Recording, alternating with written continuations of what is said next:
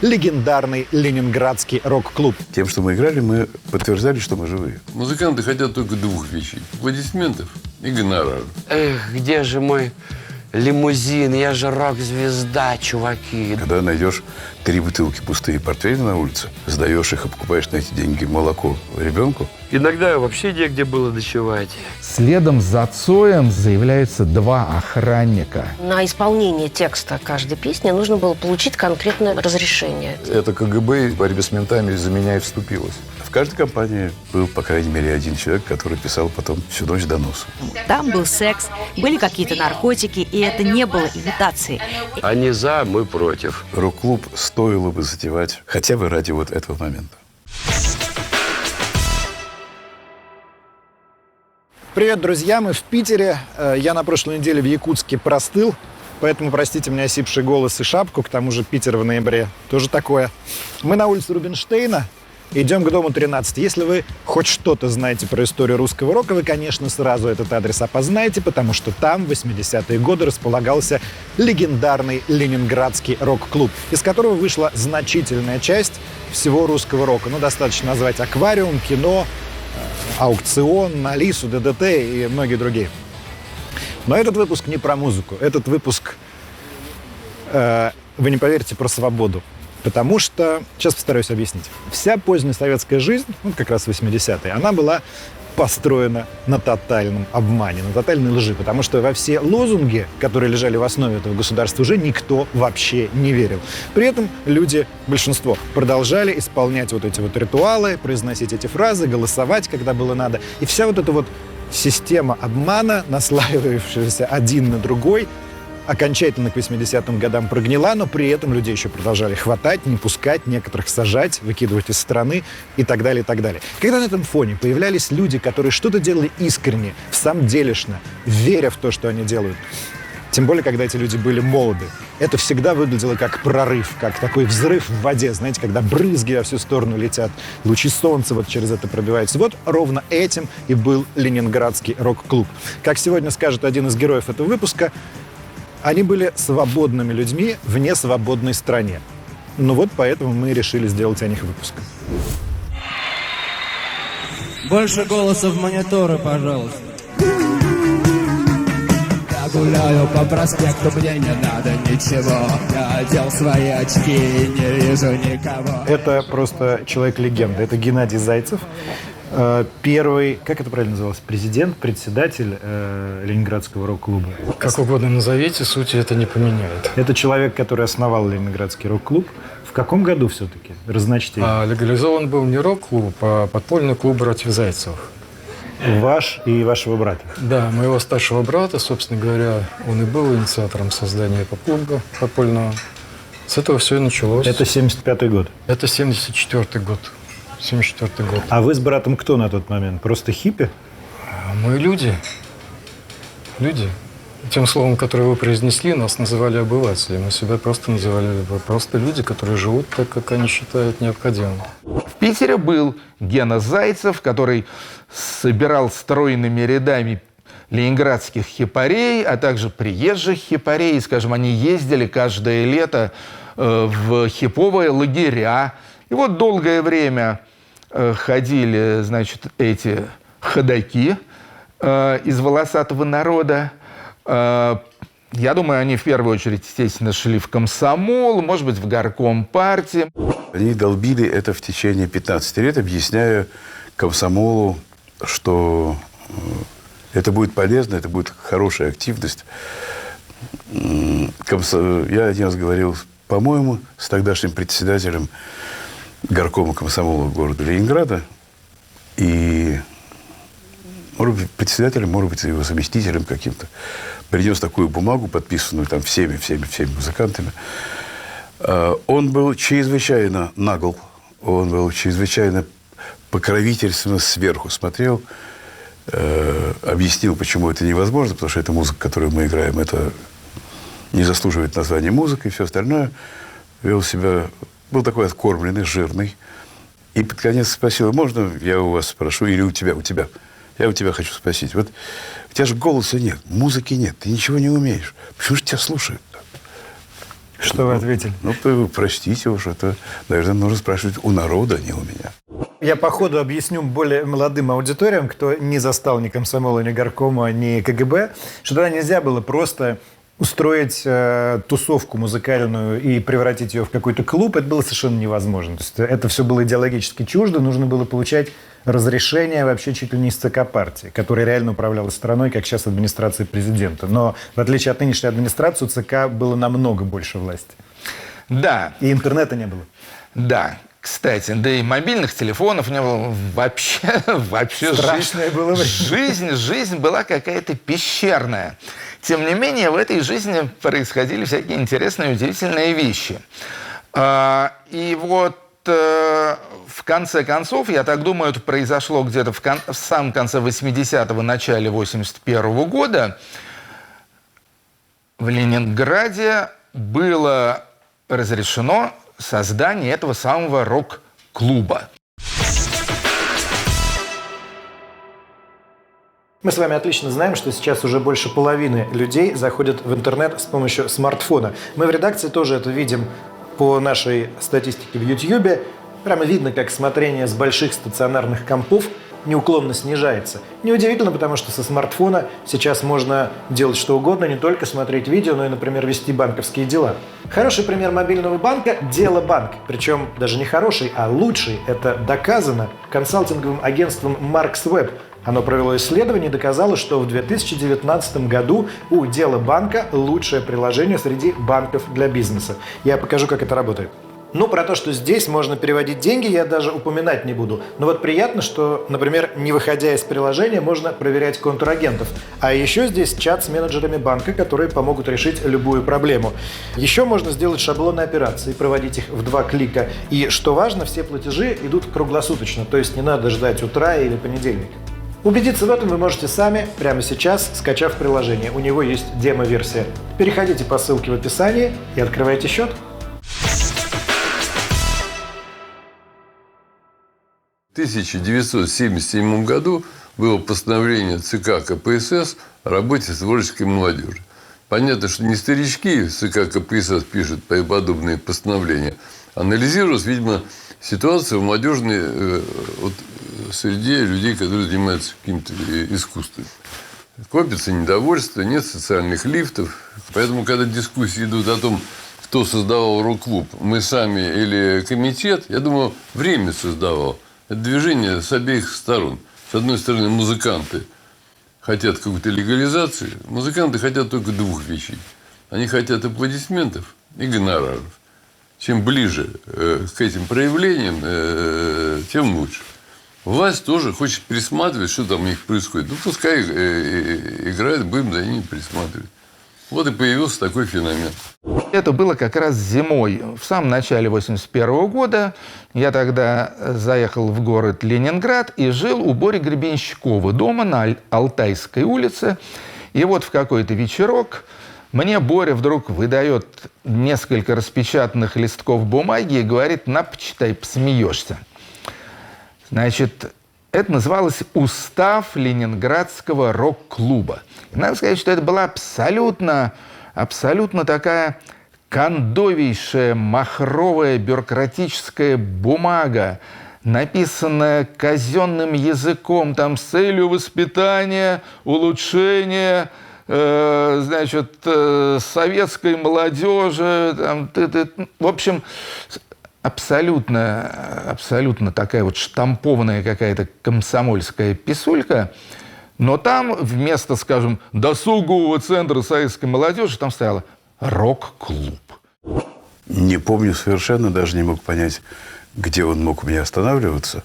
Но, Артем есть Артем. То есть Троицкий присочиняет? Не беру на себя смелость так говорить, но он человек с большой фантазией. Но документы были? Документы были, естественно. Они вряд ли могли быть у меня.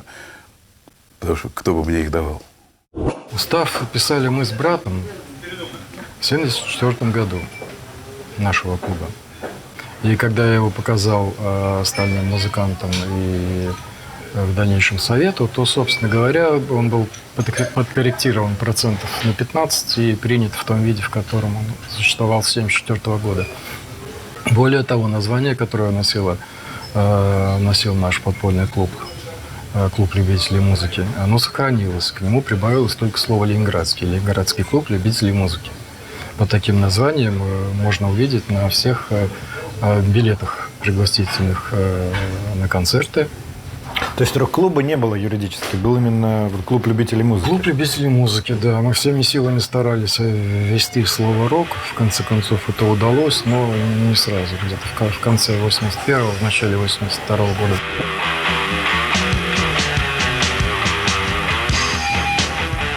Весь зал, вот тот самый зал. Вот здесь вот зал, да?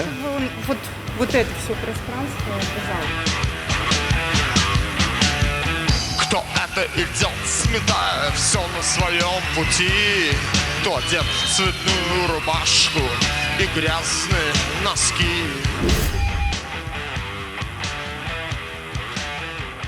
Ну вот, как вы поняли, мы на сцене Ленинградского рок-клуба. Сейчас здесь располагается театр «Зазеркалье». Большое ему спасибо, что нас сюда пустили. Я знаю, что немногих пускают. В 80-е годы здесь располагается заведение с куда более зазеркальным названием ЛМДСТ – Ленинградский межсоюзный дом самодеятельного творчества. Межсоюзный, то есть принадлежащий профсоюзам. Была в Советском Союзе такая могущественная, ну, тоже понятно, что фактически государственная организация. И тут важно вот что объяснить, что рок-клуб не был клубом ни в одном из двух современных пониманий этого слова. Это не было место, куда приходят члены клуба, чтобы обсудить какие-то свои общие дела за чашечкой кофе или там, не знаю, за сигарой. То есть это не было таким вот английским клубом, совсем нет. И это не было ночным клубом, куда приходят позажигать. Это было ровно тем, что указано в названии – домом самодеятельного творчества. То есть предполагалось, что есть вот какой-то рабочий коллектив, ну там, не знаю, токарный цех. И там токари в свободное от работы время бренчат на балалайках. И у них должно быть в Советском Союзе место, где им, значит, вот после работы можно прийти и побренчать культурно. Вот оно тут и было. И именно сюда и пустили рокеров. То есть считалось, что у них там есть где-то основное место работы, а это самодеятельное творчество. Они за это ничего не получали, они просто вот на своих балалайках бренчали. Просто вместо балалайк оказались электрогитары.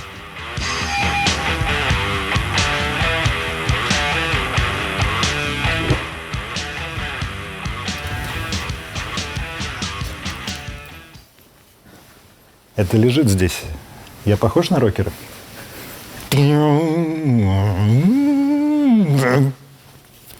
Нам принесут альбом, и я расскажу два слова про то, что здесь было до всякого рок-клуба и до советской власти, потому что это, оказывается, совершенно непростое место. Здание построено в XIX веке как доходный дом. В 1880-е его владельцей становится купеческая жена Павлова, которая устраивает здесь театральный зал почетной гражданки Павловой. И здесь выступают сборные труппы, в состав которых входит, например, знаменитая актриса Комиссаржевская. А еще здесь выступали Корсавина, Нижинский и, между прочим, Мейерхольд. В общем, атмосфера и бэкграунд, так сказать, очень был хороший у рок-клуба. Было 6-7, наверное, групп, из которых теперь, наверное, ни одной больше никто вспомнить никогда не сможет. Ну, аквариум-то там точно был. Аквариум был, я не помню почему, но как-то мы были осведомлены об этом. Но никто из тех, кто теперь считается русским роком, там рядом не лежало. Были какие-то группы совсем бездарные, которые просто вот играли, но у них сердце было направлено в правильную сторону, они хотели играть музыку. А зоопарк, кино, это все позднее появилось? Это появилось значительно позднее. И Майк к рок-клубу никогда не хотел иметь отношения. И, в общем, толком не имел. Рок-клуб был в высшей степени полезен сразу по нескольким причинам. Во-первых, это было место, где можно было проводить регулярные концерты. Организация рок-концертов в то время, в общем-то, была делом очень неочевидным, авантюрным. Устраивать эти концерты было очень непросто. Там и облавы случались, да и просто как бы все это было крайне неказисто. концерт был подсудным делом, собирать денег за концерт трижды подсудное дело. То есть возможность играть на людях музыку не было. Рок-клуб такую возможность предоставил, за что им вечная слава. То есть тогда были квартирные концерты? Не было квартирных концертов. Квартирные концерты были, понятие придумано потом. Квартирные концерты могли играть мы. Мы начали это делать примерно в начале 80-х. Но ни одна группа с электрическими гитарами и с барабанами не может играть дома. Не может. Соседи сдадут их в менты в течение 1 секунды. Они могли только снимать какие-то кафе под предлогом дней рождения или что-то еще. Или играть на танцах в институтах, которых было достаточно. И каждую субботу, пятницу или субботу по 10-15 институтам Петербурга какая-нибудь группа доиграла. Но это было до рок-клуба. Чем я только не занималась, это называется. Начиная от сбора членских взносов и фейс-контролем на концертах, до организации, собственно, самих концертов, там, от ДК до спортивно-концертного комплекса. Вы недавно вы рассказывали, что перебирали бумаги старые рок-клубовские, нашли протокол общего собрания как раз 81 года. Первого общего собрания. Да. Что там было? Ну вот как раз музыканты сидели и обсуждали довольно серьезно. А кто там был? Гребенщиков был? Гребенщиков, Леша Рахов из группы тогда «Странные игры». Сейчас он играет в «Странных играх» и в «Авиа». Андрей Отряскин из группы «Джунгли». Такая у нас была замечательная инструментальная группа. Еще там кто-то. И вот они сидели и очень серьезно обсуждали, что, собственно, рок-клуб должен делать, как он должен заниматься там аппаратурой для концертов, как он должен там, какой семинар, чтобы был семинар по рок-поэзии или еще какой-то. Я в Ленинградском рок-клубе вел 5 лет семинар по рок-поэзии. Это была такая работа с молодыми. В чем там наставничество, я не знаю, заключалось, но довольно регулярно я встречался с молодежью, они что-то пели, я им что-то пел, мы обсуждали, я заполнял журнал о проделанной работе и получал, по-моему, зарплату рублей 40. Там маленький такой, как маленький, человек на 150, зал, белый так называемый зал в Доме народного творчества, наполнялся этими, я бы сказал, моральными уродами. Музыкантами? Там музыканты, художники, фотографы, не знаю, кто с чем. Богема, короче говоря, тусовка. Да, и тусовщики, и литераторы, журналисты, то есть там... То есть они собирались каждую субботу и обсуждали судьбы рок-клуба. Мы стихийно разделились на фракции. Стихийно. То есть правые, левые, центристы, уклонисты. Вот в процессе этих собраний. Правые были за то, чтобы рок-клуб был неким аналогом Ленконцерта. То есть занимался чисто организацией концертных мероприятий, добыванием аппаратуры. Левые говорили о том, что рок-клуб должен быть неким условным аналогом церкви, но не той церкви, которая у нас есть, а свободной церкви, свободной от государства вообще. Когда этот разброд и шатание надоел, то решили выбрать президента. Наконец-таки, легитимно. Именно президента, это так называлось? В рок-клубе назывался президентом, а тогда я был руководителем кружка самодеятельной песни. Юридически, да. Да. Мы помним, что рок-клуб был кружок самодеятельной песни, да. Да. По аналогии там с кружком там кактусоводов. Угу. Статус был такой же примерно, да. Я снова приехал посмотреть на жилой комплекс «Метрополия» от МР Групп. Несколько месяцев назад мы тут уже были. За это время тут завершили строительство монолита первой очереди и начали строительство второй очереди. Стройка идет ударными темпами. Этот жилой комплекс вобрал в себя лучшее от главных мегаполисов мира. Именно в честь них и названы корпуса этого комплекса. Но обо всем по порядку. Начнем с Берлина. Метрополия вся. Демонстрация того самого знаменитого немецкого качества. Все корпуса, спроектированные архитектурным бюро «Спич», выдержаны в стиле кирпичного экспрессионизма и станут яркой доминантой внутри третьего транспортного кольца. Следующий на очереди Лондон, от которого метрополия взяла английскую чопорность и внимание к деталям. Дизайнеры предусмотрели здесь приватную территорию только для жителей с пространствами для прогулок, зонами для отдыха, центральной площадью и самыми современными детскими площадками. Ну а внутри легкость и изящество, вдохновленные Парижем. Интерьеры лобби разработало европейское бюро Blank Architects. Качественные материалы в сочетании с ярко выраженными вертикалями и пилонами передадут высокий статус вашего дома.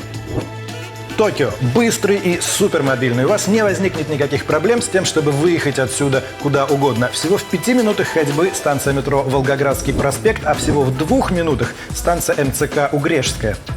От Москвы здесь технологичность и функциональность. Планировка продумана до мелочей. А на территории комплекса все как положено в 21 веке. Въезд в паркинг по считывателю номера, а вход в подъезд по биометрической аутентификации. Никакие ключи вообще не нужны. И здесь же Нью-Йорк, который, как и Москва, не только деловой центр, но и культурная столица. В радиусе всего 5 километров Московский дом музыки и театр на Таганке, а в непосредственной близости современные магазины, развлекательные центры, школы и детские сады. Ну и закончу я на Риме. Ведь, живя в метрополии, римские каникулы вы можете себе устроить в любой момент, не покидая дома. Прямо на территории ЖК будут кафе с летними верандами, зоны для променада. Здесь будет где провести время. Переходите по ссылке в описании и убедитесь сами.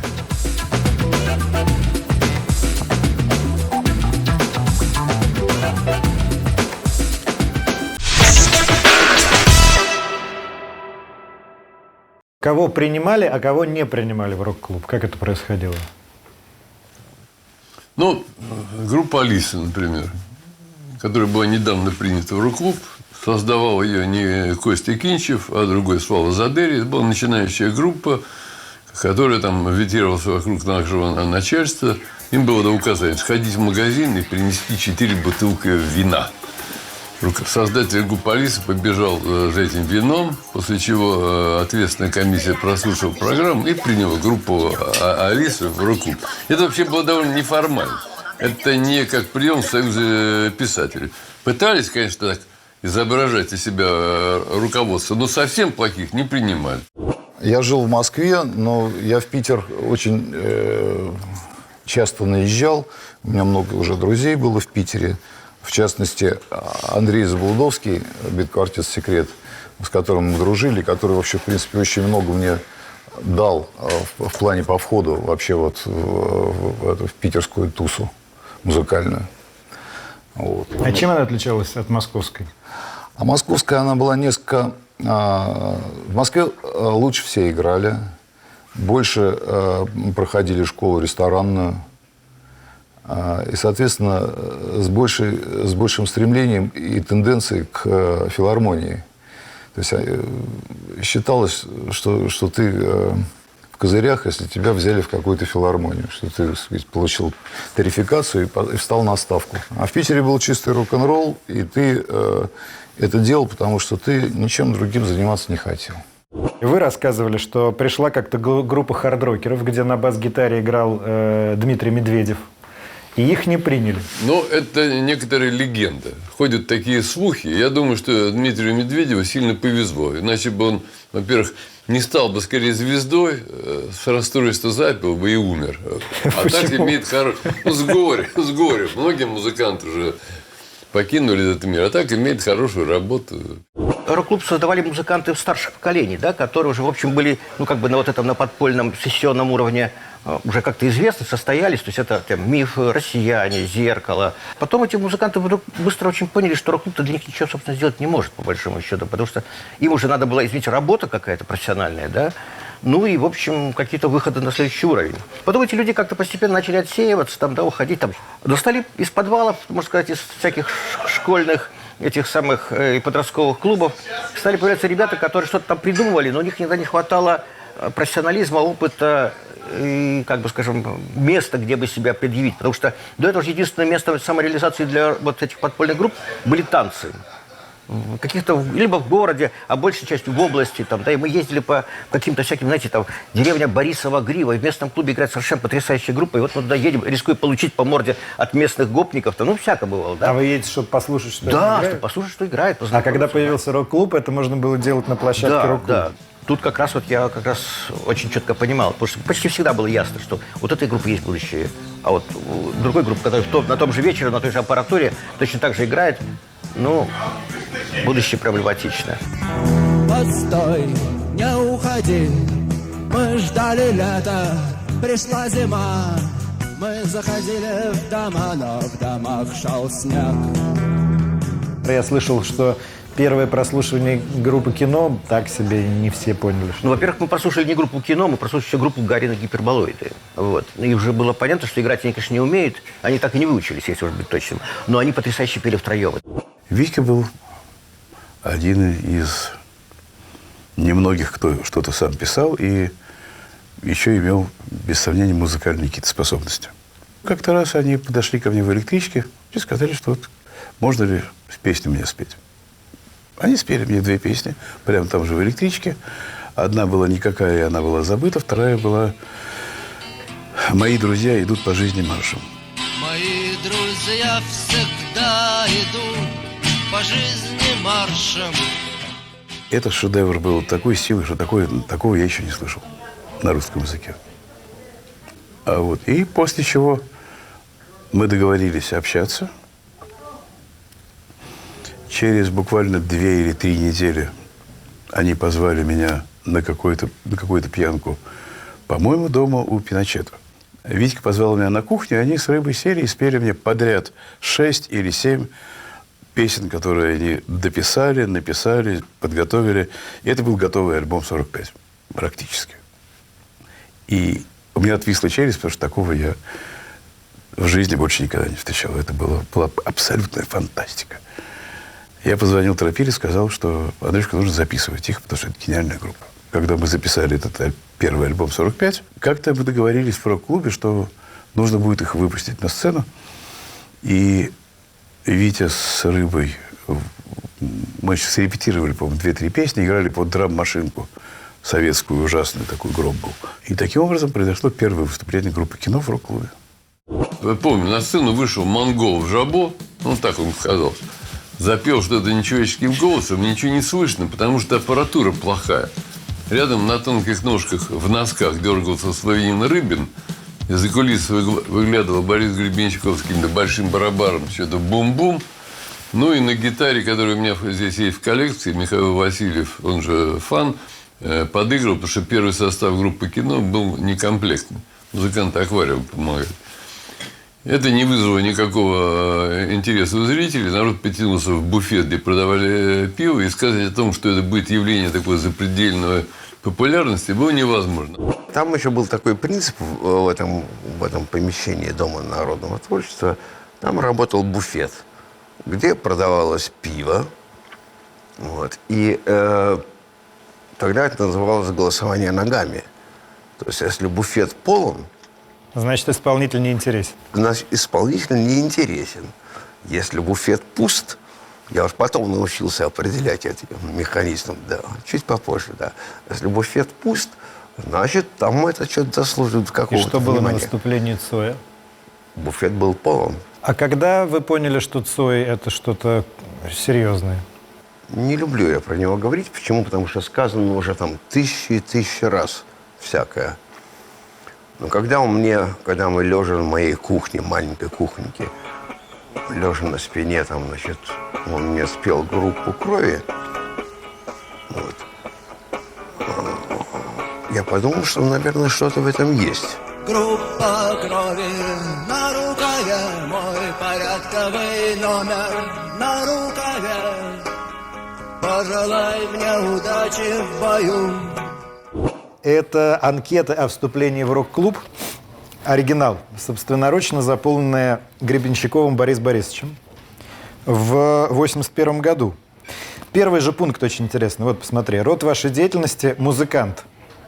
Ну и дальше он там пишет, какие группы ему нравятся. «Советская машина времени», зарубежный Боб Марли, «Битлз», возраст 27, адрес такой-то. Прошу принять меня в члены клуба. Почему я обратил внимание на первый пункт? Род вашей деятельности — музыкант. Помните, я объяснял, что вот этот вот дом самодеятельного творчества подразумевалось, что это рабочие коллективы в свободное время там бренчат на чем-то. Когда человек пишет «музыкант», это уже декларация, потому что... Почему про это поколение сам Гребенщиков сказал «поколение дворников и сторожей»? Поколение дворников и сторожей потеряло друг друга в просторах бесконечной земли. Все разошлись по домам. Потому что все так или иначе обязаны были где-то служить. Иначе ты был тунеядцем, а по советским законам за тунеядство, то есть за безделие, тебя должны были сразу закрыть. И поэтому многие шли в котельные. Самой чистой работой считалась оператор газовой котельной, потому что там просто сидишь и за счетчиком смотришь. А Цой, например, как все хорошо знают, работал в кочегарке, натурально Кем работал? Вот мне тут подсказывают. Спасателем работал, ну и уголь грузил в топку. И музыкант — это уже важная декларация. То есть Гребенщиков в 1981 году уже себя считает исключительно музыкантом. И это важно. Вот так вот меняется эпоха. Мы вступили в рок-клуб уже через... Это в 85-м я переехал. В 87-м году, по-моему, вместе с Федей Чистяковым, да. Вот, две группы, которые принимала комиссия. Ленинградский рок-клуб Рубинштейна. Мы на сцене, в зале, или где-то в другом клубе было. В зале там Барановская Нина, которая отвечала за тексты. Там Коля Михайлов, еще кто-то. Вот. Оля Слободская. Ну, в общем, нас как-то приняли и выдали корочки даже. На сцене Юрий Шевчук и группа ДДТ. На моем лице глазам вернее. Вы как-то сказали, что все мы вышли из рок-клуба. Но если про вас говорить, вы же уже приехали довольно известным музыкантом в Питер в 85 году. Ну, неизвестным, нет. С альбомом «Время» я уже переехал в Питер. Ну, почему переехал? Потому что в конторе мне в Уфе сказали, что еще одна песня, в конторе и все. Это КГБ. Да, еще одна песня, и все, типа, сынок, пойдешь по этапу. Но пришлось эмигрировать из Уфы. Но не в Америку, слава богу, а в Питер. Чем вы занимались, когда переехали в Питер? У вас же должна была быть работа, прописка, вот это все. Ничего не было. Занимался, как БГ пел, поколение дворников и сторожей. В общем, так, да. Подметал полы на Невском, на Техноложке, везде, где только можно было. Оброс немножко друзьями, знакомыми, помогали, да, с работы. Ютился по коммуналкам. Иногда вообще негде было ночевать. Помню, пару раз мы даже где-то на чердаке переночевали. Вы были состоятельными людьми по тем временам? Состоятельными, конечно, когда найдешь 3 бутылки пустые портвейна на улице, сдаешь их и покупаешь на эти деньги молоко ребенку, я считаю, что это признак очень хорошего состояния. А чем вы зарабатывали? Да ничем никто не зарабатывал. Андрей Тропила, который при мне с 80-го года, с осени 80-го до зимы 86-го, 6 лет он дневал и ночевал, рискуя всем абсолютно. И, по-моему, потеряв семью в итоге. Он дневал и ночевал у себя в студии. За все это время даже в разговорах не было о том, чтобы взять с кого-то копейку. Он мог накормить там пельменями, если у него было там лишние 30 копеек. Он работал руководителем кружка звукозаписи. И получал какую-то копеечку? Ну, я думаю, да, рублей 40 получал, 50. Не знаю, немного. Это очень важно, мне кажется, объяснить, потому что на Ютубе, мне кажется, мало вообще кто понимает, что в Советском Союзе можно было действительно существовать без денег. И деньги не имели такого значения, какое они имеют сейчас. Ну, я серьезно говорю, что большую часть времени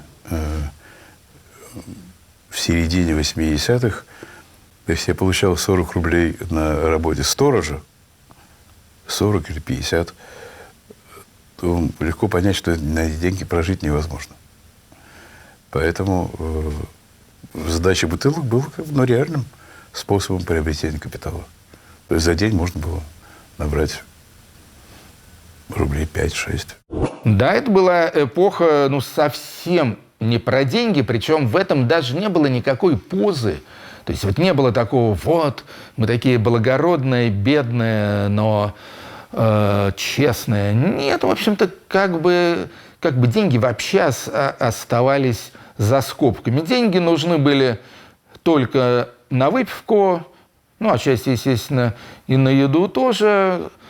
Все в Советском Союзе тогда было чрезвычайно дешево. В принципе, можно было жить вообще без денег, если у тебя были хорошие друзья. То есть вообще быт был устроен совершенно иным образом. Боря жил в коммунальной квартире вообще, на мансарде, в мансарде фактически. А Юра тоже приехал и снимал там. Мы были все нищие. Абсолютно. Абсолютно. Иногда не было денег там, не знаю, на сигареты. Собственно, деньги можно было заработать только квартирниками, которые периодически заканчивались тем, что приезжали менты и всех загребали. Или там, не знаю, там продать бобину или кассету с альбомом там, за 3 или там, за 5 рублей. Но это там не происходило. Музыканты этим, в общем, массово не занимались. Вот так вот тогда выглядела звукозаписывающая индустрия. Это подпольная бобина. Если вы не знаете, вдруг. Вот на этом раньше во времена Ленинградского рок-клуба записывали и хранили звук. Вот. И такие продавались. А где они продавались? С рук. С рук? У метро? У метро в переходе? Нет, так только своим. Самое главное отличие русской рок-музыки от мировой в следующем. В мире это коммерческое искусство. За счет усиления звука можно продать билеты на стадион и озолотиться или разориться. В течение 20 лет на территории нашей страны это коммерческое в мире искусство не было коммерческим. То есть деньги какие-то фигурировали, но они тратились собственно, на содержание группы. Если это не было коммерческим, чем это было? Мое мнение. Это было своеобразным молодежным музыкальным религиозным движением. Со своими пророками, с гитарами, этими андеграундными, как катакомбная христианская церковь, с проявлениями. Одна и та же молодежь, несколько сот человек перебегали с одной сцены на другую. Это такая традиция. Рок-музыка – это городской фольклор. Он ничем не отличается от какого-нибудь фольклора средневекового. Просто панки и рокеры среднего века – это были скоморохи. Очень помог Гена Зайцев. Я к нему пришел, я рассказывал, как мы приехали в Питер, да, с Элли, и я позвонил в дверь, но у меня был такой, видать, вид периферийный, очки на изоленте. Брачный прикид, как сейчас говорят, да? Или уже не говорят. Что Гет даже испугался, мне не открыл. Серьезно? Да, рано утром, да. А тогда у меня была засада полная, там, которая от КГБ, там дежурили под дверьми, провокации, всякие участковые, постоянно наведался. В общем, стремак полный. И звонок в дверь, я открываю, стоят 2 каких-то гопника, один в ушанке, там такая, чуть ли не в ватниках. Думаю, пипец, Урлу подослали. Сейчас будут морды бить. Гена Зайцев здесь живет? Да вроде здесь. А можно его? Нет, его сейчас нету. Я у него остался в гостях. Я не могу его спустить. И закрыл дверь. Потом он часа через 2 уже меня признал, да. Потому что он меня никогда не видел. Тогда ведь не было Фейсбука.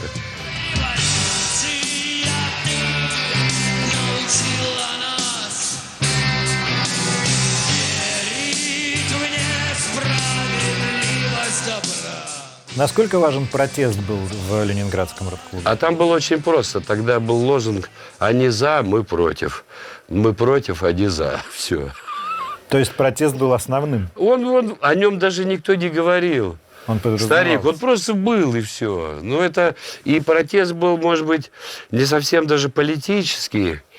Политика-то началась больше там у Миши Барзыкина, да, группа «Телевизор». Он там уже жестко рубил. с бегафоном. Мой папа фигачил. фашист, да? Да. А у нас было неприятие вот этой массовой официальной культуры. Вот уже посыпано изрядно нафталином, все вот эти ВИА, все вот это вот Лев Лещенко, пластмассовое, вот это такое нежизненное, такое рафинированное совершенно. Вот это нас, мы это терпеть не могли просто. Это нас раздражало страшно, да. Беловежская пуща, Беловежская пуща. Мы искали что-то живое. Вот живое, вот раздували эти угольки рок-н-ролльные в этих кострах, да, там как-то залитых мочой государственной идеологии. Само существование людей, которые думали иначе, это уже против системы. И это назначали не мы просто были такими, какие мы есть. Так относилась к нам система, что мы иные, инакомыслящие и так далее и тому подобное. Но в этом нашей вины нет. Дерево не виновато, что оно стремится вверх. Какая была атмосфера вот в этом сообществе людей? Ну что назовем это тусовкой. Атмосфера свободы, атмосфера непохожести на то, что вокруг. Атмосфера недоверия друг к другу, большого, часто. Поскольку большая... Мы были исключением, и нас, кстати, не очень хорошо к нам относились, потому что мы были такими слишком не такими. Вот. А так люди, все подозревали большая часть людей подозревала друг в друге стукачей, во-первых. Но как бы примирялись друг с другом, потому что хоть вы нам и не нравитесь, но мы делаем, в общем, все равно одно дело. У нас есть общий враг. И это? Ну уж догадайтесь сами. Советская власть. Плохая погода. Флора и фауна. Не знаю. Есть что-то, что мешает нам жить. Коля Михайлов взял на себя, с моей точки зрения, благороднейшую функцию все это как-то организовывать. Коля Михайлов из бывших музыкантов, но при этом такой весьма представительный мужчина, который сделал себе нормальную причесочку, ходил в пиджаке, а иногда даже при галстуке. Воспринимался своим чиновником. Да, и Коля Михайлов, он как раз играл роль связующего звена между вот всей этой потлатой, этой жуткой музыкантской шоблой и руководящими товарищами. Почему чиновники на вас хорошо реагировали? Мне трудно ответить на этот вопрос, наверное, потому что я человек не конфликтный. Более того, я всех хвалю. Вот. Человек я не конфликтный, и мне нравились любые точки зрения. Конечно, я отстаивал мнение нашей вот этой безумной братьи, естественно, в первую очередь, но понимал, что там есть еще что-то такое другое. И для того, чтобы правильно построить с ними отношения, увы, в советском государстве, да и сейчас тоже, да, это было абсолютно необходимым действием. Ну, приходилось с ними общаться, естественно. А вы надевали костюм, пиджак, вы как ходили туда? Дело в том, что костюм, пиджак, галстук я одевал в рок-клуб. Это, с моей точки зрения, была формой протеста. Вот. Против музыкальной тусовки? Да, то есть они ходили как те самые, а я одевал костюм, пиджак и галстук. Вот. Это не мешало пару раз, чтобы меня там оперативники забирали где-то там перед входом в рок-клуб. Это ничего не мешало. Но это было весело. То есть меня все считали комсомольцем, абсолютно четко. А вы не были комсомольцем? Был комсомольцем, естественно. Я уж не помню, каким образом, но из газеты Ленинградского университета к нам пришла Нина Барановская. Она публиковалась до этого, работала вот в университетской газете. И она пришла, значит, в ЛМДСТ и занималась вот литовкой текстов. Придумывала всякие невообразимые, значит, ходы для того, чтобы залитовать тот или иной текст. То есть она помогала Она протащить. помогала, да, она очень помогала. Напомните, что такое была литовка? Сейчас большинство людей в Ютьюбе не знает, что это такое. текст каждой песни, на исполнение текста каждой песни нужно было получить конкретное разрешение. Текст должен был быть залитован. Ну, как в Советском Союзе существовал главлит, так называемый. Главное литературное управление. Который существовал везде, от любой многотиражки заводской до газеты «Правда». Пьесы все должны были проходить литовку, там, главлит. То есть, короче говоря, это штамп главлит. Разрешено вот по отсюда слово литовка. Да. Ей приносили песни, скажем, «Ты дрянь», значит, «Ты хочешь, чтобы все было по первому сорту, но готова ли ты к 502-му аборту?» На этом месте Нина Барановская, разумеется, тут же разводила руками и говорила: нет, вот этого петь нельзя, у нас тут советская песня, а не какие-то там эти подпольные бардаки. Вот, пожалуйста, Миша Науменко, так звали Майка, вот это надо изменить. Хорошо, говорил Майка, вместо «готовы ли ты к 502-му аборту» там уже было «прости, дорогая, но ты бьешь все рекорды». Вот это уже петь можно было. Ну, и таких случаев были, ну, не десятки, я даже думаю, а сотни. Зато музыканты получали на руки проштампованные, подписанные абсолютно официальные бумаги о том, что вот данные песни разрешаются к публичному исполнению. И это все прилагалось к бумаге о том, что данные артисты сертифицированные и могут заниматься концертной деятельностью, могут выступать, не знаю, в клубах, на танцах, на концертах. Текст нужно было напечатать на бумаге, принести... На машинке отпечатать. Да, принести чудесной девушке, которая занималась литовкой текстов в Доме художественной самодеятельности. И она читала, говорила: нет, не пойдет, вот это не пойдет, потому что, естественно, если бы она заритовала что-то, что сомнительно, то она потеряла бы работу. Они говорили, что чтобы этот текст можно было исполнять, вот лучше вот эту строчку заменить. Ну, мы договаривались. У меня, скажем, в песне «Почему не падает небо» строчка «Мрамор ее плечей», вернее, «Мрамор плечей ее», был сочтен порнографическим. Уровень идиотизма тогдашней культуры был, ну, не близок к теперешнему, но тоже бил рекорды. Теперь, конечно, сильнее. С нелитованными текстами вы вообще не могли тогда выступать нигде? Слушайте, ну на это никто не обращал внимания. Все исполняли все, что хотели, и все. Серьезно? То есть реальных санкций не было за это? Не, ну реальные санкции могли быть такими, как вот с Жорой Ордановским. Мы просто грохнули где-то, и все. Вот так. Вот. Ну, сегодняшним днем жили, поэтому на это никто внимания не обращал, на литовку. Но, в принципе, рок-клуб давал возможность хоть как-то оправдать вот это безобразие, которое творилось. Когда группа «Аквариум» выступала в марте 80-го года на фестивале «Тбилиси-80», у них никакой литовки не было. И их выступление было абсолютно неподцензурным. И пели они там все, что хотели. И в результате группа за это поплатилась грандиозным скандалом. Борю Гребенщикова исключили из комсомола, прогнали с работы и так далее. Значит, в случае, если бы у него была литовка, в данном случае от Ленинградского рок-клуба, всю ответственность за это безобразие несла бы не столько группа «Аквариум», сколько Ленинградский рок-клуб.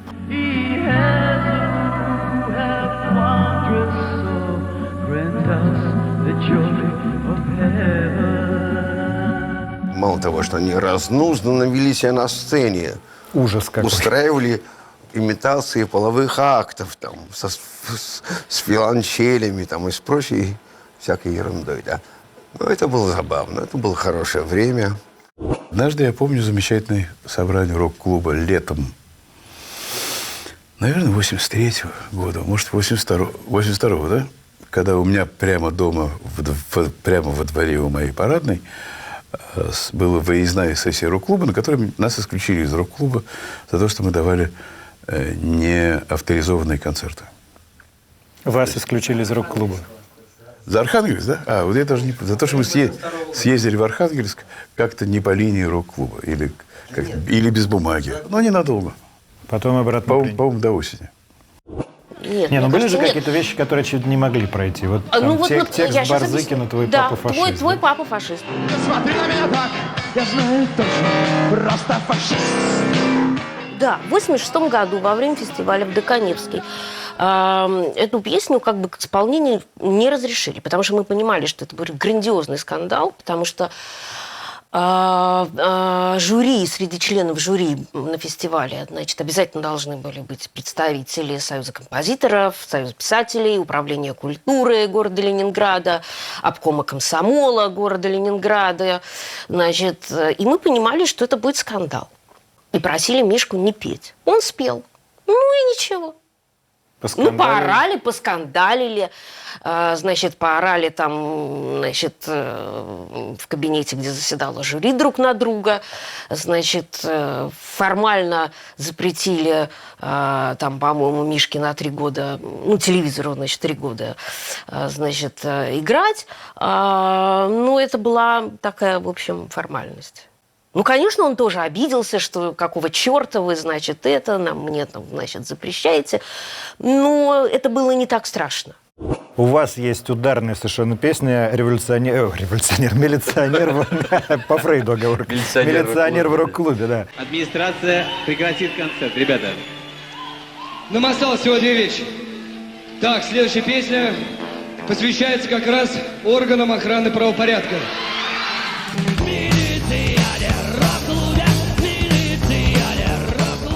Ну, я помню, да, она, опять же, из жизни, какой-то, там же милиция какая-то иногда была на концертах, и я помню, с кем-то говорил с сержантом, и он мне говорит, да я так все это люблю, Юра.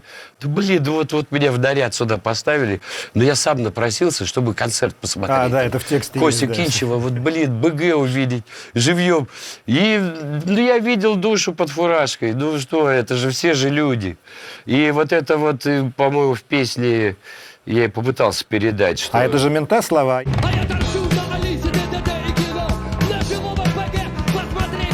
О, боже, как повезло всем нам. Да, это да, мент говорит, примерно, да? да, это все из жизни, да.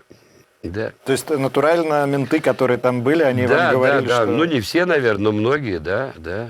Костя Кинчев, один из первых концертов ДК спорта юбилейный, 86-й год, что ли, или 87-й год, я не помню. Но один из первых крупных концертов. А его жена беременная каким-то образом не может пройти через проходку, хотя она во всех списках. Вот.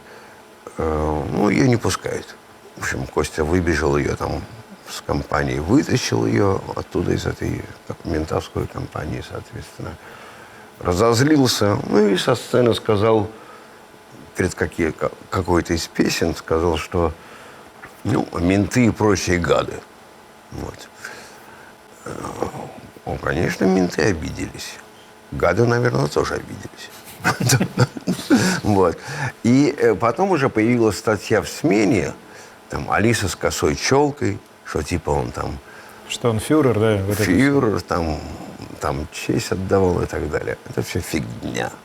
Меня там реально просто хотели закрывать, и только при помощи замечательных людей Нины Барановской, Джорджа Гуницкого и Коли Михайлова из рок-клуба меня удалось отстоять, и благодаря журналистскому сообществу, которое как бы за меня вступилось единым фронтом. А вас по 206-й статье хотели? 206-й, 191-й. 191-й это как бы что было? сопротивление погонам. То есть, за что сейчас вот как раз всех закрывают. А 206-й это злостное хулиганство. Как бы. Его в итоге оправдали по этой части. Там никакого криминала в его выступлении, в его речи там не было. Были тогда оправдательные приговоры в судах? Вот были. Не, ну дело в том, что у нас там мы включились реально в это дело. То есть вы ходили по инстанциям, говорили про это? Да. То есть у вас был административный ресурс? У нас был общественный ресурс. То есть мы выступали как общество. Вот. А у каждого из членов этого общества был свой какой-то административный ресурс. Там, да. А потом, я думаю, это КГБ в борьбе с ментами за меня и вступилось. Мне почему-то так кажется. То есть, когда они решали там между собой, закрывать меня все-таки или оставить. А КГБ жить. почему за вас вступилось? Я не знаю. Мне просто это домыслы. Ну а кто тогда? Вас вызывали на разговоры в КГБ? Начиная с 83-го года или с 82-го, наверное, всех музыкантов рок-клуба вытаскивали на раз в 2-3 месяца, каким-то образом до сведения человека доводилось, что он должен прибыть в такое-то место. Иначе будет хуже. И что это было за место? Ну, как правило, комитетчики снимали, они имеют обыкновение снимать квартиры людей, которые днем работают, и поэтому в квартире никого нет. А хозяева за это получали какие-то деньги, естественно. То есть вас приглашали в некую квартиру, пустую, там сидели два человека? 2 человека, куратора клуба. Они насколько соответствовали такому распространенному образу КГБ? Абсолютно. То есть вот эти вот нудные люди с каменными лицами в костюмчиках сереньких? Они пытались, да. Но костюмчики были серенькие, да. Галстуки были. И как это все происходило? Ну, Борис Борисович, давайте, чайку хотите? Что там у вас происходит? Вот все пошлые штампы, которые можно по этому поводу придумать, все они были реальностью. Все. Что они от вас хотели? Они хотели информации, которая могла бы лечь в досье на кого-нибудь из музыкантов. То есть употребление алкоголя, наркотиков, порочащие связи с иностранцами, высказывания против режима. То есть они искали вот это. Я ненавижу прям ненавижу этот миф о том, что, значит, КГБ создал рок-клуб. Вот это вот миф, который пошел в народ, как мне кажется, с подачи бывшего генерала Калугина, который где-то там у себя упомянул, не то в книге, не то в статье. Что он создал рок-клуб. Да, что он создал рок-клуб.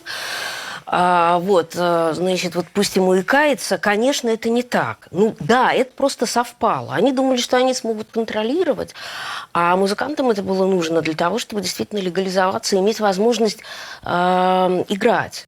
Скажите, а была реальная возможность ареста, посадки в то время за такую деятельность? Или она уже такая была теоретическая? Была. В то время? Ну да, была, конечно, оставалась. Безусловно, оставалась. Меня прессовали, так что мама не горюй. Угрожали вам? Угрожали, да, и угрожали, и соблазняли. Геннадий Борисович, вы в коммуналке живете, вот если будете с нами работать, пожалуйста, сразу квартира вам будет, это же лучше, там, чем в коммуналке. Ну и так далее, там много. Ты, Алексей, меня как-то стесняешься, наверное, об этом спросить. А я отвечу все-таки по своей инициативе. Давайте. КГБ в жизни рок-клуба имело скорее позитивное значение, нежели негативное. Вот какая штука. Почему? Потому что они предоставляли относительно объективную информацию в обком партии, который все решал. Вот.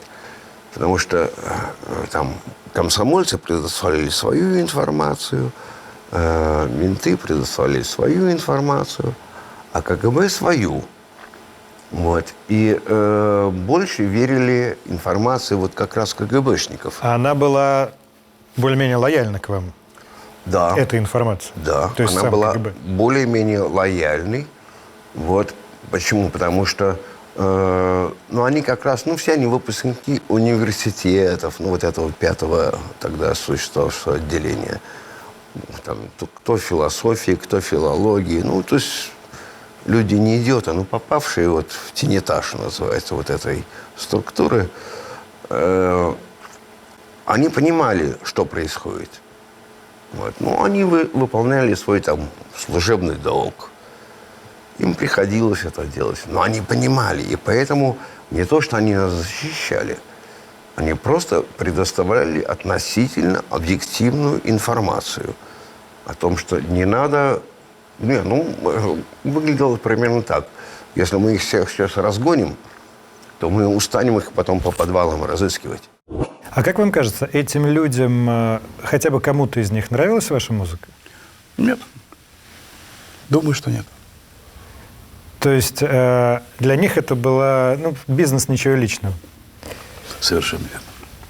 И не только ваши, но и вообще то, что играли в рок-клубе, это было им чуждо. Они слушали песни советских композиторов. Я думаю, что они слушали песни прям советских так. композиторов.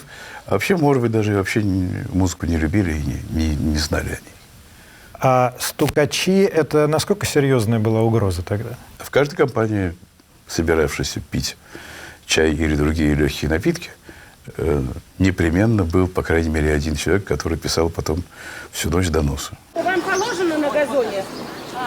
А мне какое дело, понимаете ли? Который? В нужное время, кажется, в нужном месте. Появляется американская девушка. В мемуарах видео написано, голливудская какая мелодрама. Приехала в Советы, тут КГБ, нет туалетной бумаги. Но есть просветленные. Просветленные – это Боря, аквариум, кино. Когда я впервые встретила Бориса, он выходил из метро. Я не знала, как он выглядел, не знала, чего ожидать. Там было море людей, выходящих из метро в меховых шапках и куртках. Было холодно. И я подумала, что он найдет меня, потому что у меня были крашеные волосы на макушке и виски были побриты. Посреди этих сотен людей я встретилась взглядом с кем-то, кто не был похож на рокера. На нем была меховая шапка и большое пальто. Внешне он не отличался от остальных.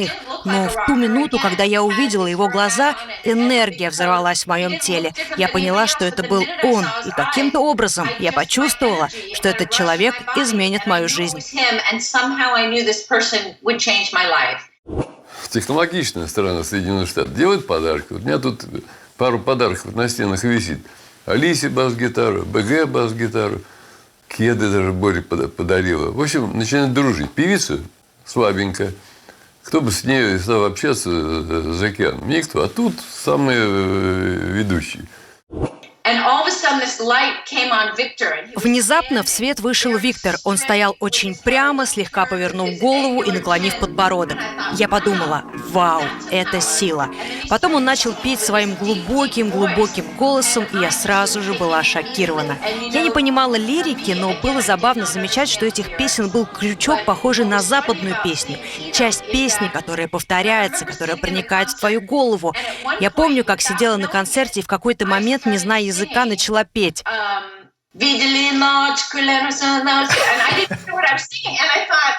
Я не знала, что я пою, и подумала, что происходит. Песни кино было очень легко петь, не зная текст. Песни попадали в вашу голову очень быстро. А у вас же были отношения, да, судя по тем фотографиям, которые она потом сама публиковала? Отношения, в смысле? С Джаной. Дружеские. У нас были чисто дружеские отношения. А где вы сидите в одной ванной? Это ей нужно было очень, чтобы вот был какой-то оттенок. Эротизма? Да. Но она же девочка, ей тоже хочется, чтобы вокруг нее ходили какие-то штуки. А? Да, естественно. Нет, то есть она очень старалась, чтобы все это выглядело. Как-то, вот на моей памяти я не знаю никого, у кого с ней были какие-то отношения. У меня всегда была философия, что лучше быть одним из парней, чем быть с одним из парней. Можно переспать с одним из парней, но тогда это все испортит, и вы пойдете своими путями. Борис действительно был для меня наставником и учителем не только в рок-музыке, с которой он мне действительно помог, но и в жизни. Когда я встретила Бориса, я была молодой и одинокой, и во мне просто не хватало глубины. И Борис научил меня тому, что такое жизнь, и что такое быть человеком. Это гораздо важнее, чем просто позаниматься сексом с красивым парнем. Жанна, как человек фантастически практичный и деловой, сказал, что это все нужно издавать. Да, это нужно издавать. Давай попробуем все это собрать и вывести. Окей. И она каким-то образом, уж я никогда не спрашивал, как она вывозила пленки, но как-то она их вывезла. Вот. И, постукавшись по каким-то фирмам, нашла кого-то, кто, естественно, бесплатно все это выпустил. И таким образом вот пластинка появилась и оказалась стенодробительной, в том смысле, что когда факт того, что русская самодеятельная, петербургская самодеятельная музыка появилась, выпущена на Западе, кто-то в Министерстве культуры получил по шапке. Что это они наших выпускают, а мы нет? Ну-ка. И таким образом появился первый альбом «Аквариума», белый знаменитый. Никогда не был аквариум так популярен, как в этом году. Выпущена первая пластинка, новые поклонники, журналисты, теле- и киносъемки. Было определенно опасно вывозить музыку, если вы прячете вещи в секретном кармане на спине пиджака или вынимаете подстилки из ботинок, и если вас поймают, им все равно, что у вас там, музыка или наркотики. Раз вы что-то скрываете, это означает, что вы знаете, что делаете что-то не так. Поэтому ты чувствуешь нервозность и тошноту, когда стоишь на таможне и знаешь, что у тебя есть вещи, спрятанные в некоторых местах, будь то текст песни или магнитофонная лента, или наркотики. Я говорила сама себе: оставайся спокойной, сохраняй спокойствие. Потому что самое худшее, самое трудное, когда они там стоят и смотрят на вас, это не дрожать и не потеть, и не показывать какие-то признаки того, что что-то ненормально. Мы и я лично обязаны очень и очень многим, потому что она была как не просто проводник, не просто связующее звено, она была как соломинка, по которой воздух идет. То есть, с тех пор, как она появилась, нам стало легче жить в том смысле, что если с кем-то из нас что-то случится, эта возможность всегда рассматривалась, то, по крайней мере, это не пройдет незамеченным. В смысле, если кого-то посадят, вы имеете в виду? Вывезла запись, опубликовала за океаном двойной альбом Red Wave. Она помогла конкретным людям, конкретным музыкантам. Она не изменила ситуацию в принципе. Она помогла вот конкретно, да, людям. Но мы честно рассчитались. Мы страна сырьевая, мы жениха дали. Это гитарист группы «Кино», если я все правильно. Да.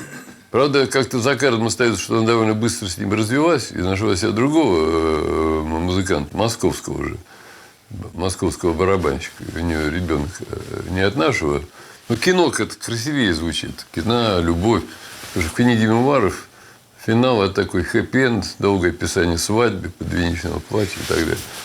After Red Wave has been published, после публикации «Красной волны» в Америке возник большой интерес к русскому рок-н-роллу, но это не была история большого успеха. Ни один из русских рок-музыкантов не достиг большого успеха на Западе. Как вы можете это объяснить?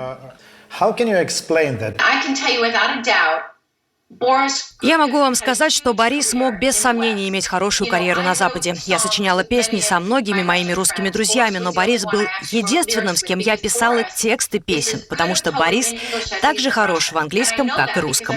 Я знаю это, потому что я писала тексты с ним, и он феноменален. Но в таких вопросах всегда есть элемент везения. Когда Борис выпустил свой первый англоязычный альбом «Radio Silence», он мог стать популярным, а мог и не стать. К сожалению, по какой-то причине в тот момент удача не была на его стороне, и альбом не взлетел. Оглядываясь назад, трудно понять, почему это случилось, но все, что я могу вам сказать наверняка, это то, что у Бориса был талант петь по-английски, писать по-английски, быть рокером, который стал бы успешным на Западе. И этого просто не случилось.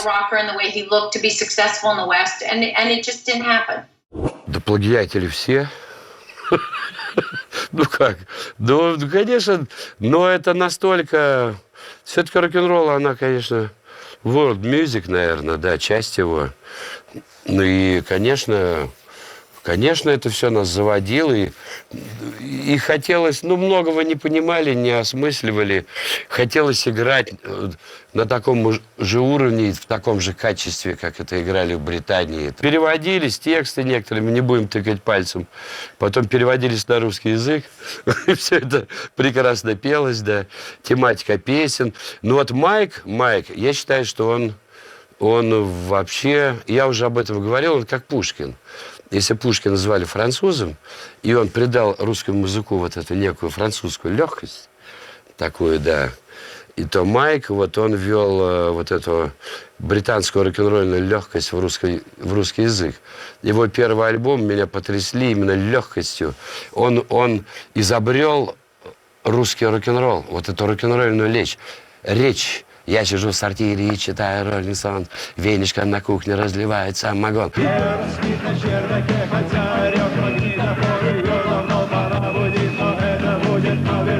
И все это вот здорово просто. Это был, он создал этот язык. Он был старше многих, и потом у него уже, на мой взгляд, научились этому языку все остальные. Но я говорю, опять же, это проникновение культур. Ну что, Майк был плагиатором? Нет. Но ввел вот эту легкость рок-н-ролльную в нашу речь, в песенную, именно Майк Науменко, на мой взгляд. Да я посмотрел, конечно, фильм «Лето», но я понимаю, что наши воспоминания у всех у нас не объективны, да? Да по мне Майк был абсолютно живой, веселый. Веселый человек. Ну, он, конечно, философствовал, но в фильме «Лето» он какой-то очень серьезный, какой-то такой какой-то вот неживой, что ли, этот Майк. Майк знал огромное количество, во-первых, анекдотов. Когда ты вот на Литейном, там, напротив театра, в сосисочной мы обычно там похмелялись, там, брали пиво и сосиски, он всегда рассказывал десяток таких великолепных анекдотов, что у всех взрывались животы. И вместе с тем такой фантазер, он такой был ребенок такой. Он говорит, эх, где же мой лимузин, я же рок-звезда, чуваки. Ну, давай. А вот институт звезд, как мы его знаем сейчас, он существовал тогда в каком-то виде? Потому что Майк у себя в глазах, в своем собственном воображении был звездой. А вы? Я не думал никогда об этом. Я принимал отношение к себе как должное, но не пытался его анализировать, потому что у меня было много других дел. Я понимаю, почему спрашиваю. Просто рассказывайте, как вы собирали бутылки. А как это сочетается с тем, что вас узнавали на улице, к вам подходили, просили у вас автографы? Иногда просили автограф, когда я шел с авоськой вот такое случалось? Да, такое случалось точно. Это факт. У вас никакого когнитивного диссонанса не возникало, что вот я звезда, вот я иду сдавать. Нет, дело в том, что чтобы иметь когнитивный диссонанс, нужно много думать по этому поводу и все разложить по полочкам. Мы были заняты выживанием. И не только выживанием, а еще созданием каких-то вещей, которые мы знали, что останутся навсегда. Уже на понты, и на все остальное, и на когнитивный диссонанс ни времени, ни энергии точно не было. Я не хочу вас много спрашивать про фильм «Лето». Вы много раз уже про это говорили. Я так понимаю, что, несмотря на всю эпопею с Кириллом Серебренником, ваше отношение к фильму не изменилось? Во-первых, я фильм и не видел все-таки. А вы не посмотрели? Я видел первые 25-30 минут примерно. И не хотите посмотреть его целиком? Нет, мне не интересно. Потому что Кирилл придумал свой мир, своих людей. Но этот мир, который они придумали, он стоит вот именно на том подходе к жизни, который вы несколько раз сегодня уже декларировали, о том, что то, что было у нас тогда, теперешние люди не могут понять. Как это можно без денег? Вот ситуация в фильме «Лето», вот она так и выглядит, что это все так или иначе подстроено как-то для денег. Что это все вот как-то продается. Как правильно кто-то заметил в Фейсбуке, это как если слепые будут обсуждать свет солнца. Ну, понимаете, я ничего плохого, я целиком желаю и Идову, и Кириллу, и абсолютно всем. То есть они хорошие профессионалы, они делают хорошие вещи, вероятно. Я просто не в курсе. Вот, но я сказал один раз, и могу повторить еще раз, что то, что описано в фильме, это придумано людьми, которые не знают, о чем идет речь. А вот тут я с Борисом Борисовичем не соглашусь. Потому что мне фильм «Лето» очень понравился. Он очень передает понравился. атмосферу. И, на мой взгляд, да, он передает атмосферу. И, собственно, того, что происходило в клубе, и того, что происходило на улице. Ну, вот вообще все. Вот, не знаю, мне фильм очень понравился. Это же не байопик. Это же не надо воспринимать буквально, вот как исторический фильм.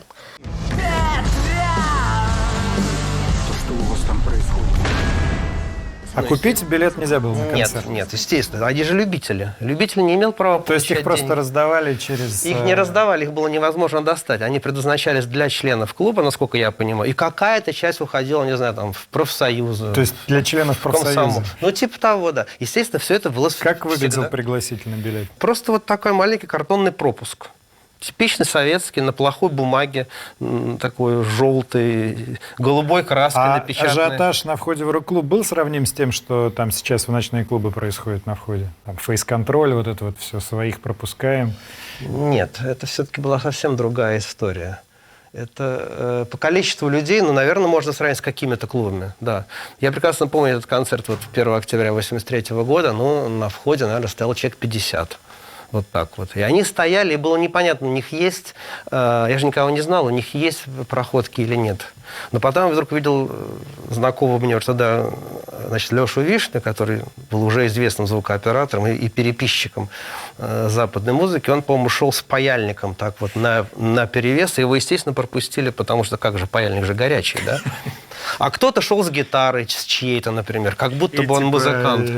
Делаешь рожу кирпичом и идешь тебя Да, пускать. или другой вариант — залезть по трубе водосточной в туалет на 2-й этаж, что тоже часто практиковалось. Вот.